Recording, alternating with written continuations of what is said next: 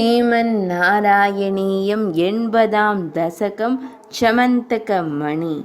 மையல் கொண்டாள் உன்மேல் பாமை, ஐயன் நீயும் அதையே விழைந்தாய். தையலின் தந்தை சத்ராஜித்தன் நயந்து பெற்ற இரத்தின கல்லை, தெய்வத் தன்மை பொருந்திய பொருளை தயவுடன் நல்க கோரினை யன்றோ? பண்பில் சிறியோன் கொடுக்க மறுத்தான், அண்ணன் மணியை தம்பி அணிந்தே வேட்டையாட கானகம் சென்றான். கிட்டியது இரையென அரியது சொல்லி சிங்கமதை வதைத்து சமந்தகம் கமர்ந்து மகளிடம் சாம்பவான் கொடுத்தான். அமைந்ததோர் நல்லோரைப் பழிக்கும் செயல்தான் அமுதம் என இனிக்கும் தீயவர்க்கெல்லாம். சத்ராஜித்தன் உனை கள்வனென சத்தியம் நிறுவ நீ தேடிச் சென்றாய். அரியும் தம்பியும் மாண்டு கிடக்க அரிநீ சாம்பவான் அவனைக் கண்டாய். பிரபஞ்சமெங்கும் பரவிய பொருளாம் அரியே அன்று ராமனாய் வந்தான். அரிதான உண்மை கண்ணனும் அவனே, பெரிதான மெய்ப்பொருள் அறியாது அவனும். அரியே சரணம் என வெல்வார் யாரென கரியென நின்று கரத்தால் தாக்க, அருச்சனை இதுவென ஏற்றனை நீயே, சரியான பக்தன் இவனென மகிழ்ந்தே.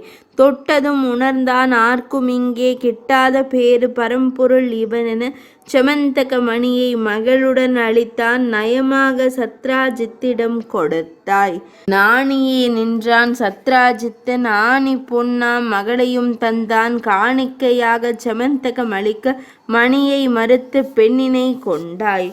சத்யபாமியை இன்புற வைத்தாய். அத்தையின் மக்கள் மடிந்தனரென்றே அத்தினாபுரத்திற்கு ஏகினை நீயே. சத்தியம் பிழைத்தோர் மணி அதை கவர்ந்தார். தன் துயர் பொறாது உனை நாடி வந்தாள். தந்தையை கொன்றவள் தன்னுயிர் இழந்தான். வந்தான் அண்ணன் மிதிலாபுரிக்கே, மந்தன் துரியன் பலனடைந்தானே.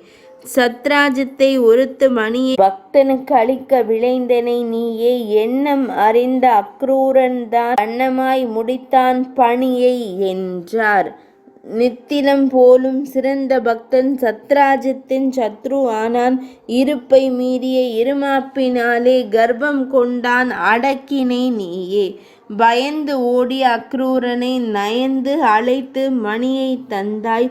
கள்வன் கொடுத்தே வைத்தான் என்றாய். முன்போல் பிணியை நீக்கி அருள்வாய். 80ஆம் தசகம் இனிதே நிறைவடைந்தது.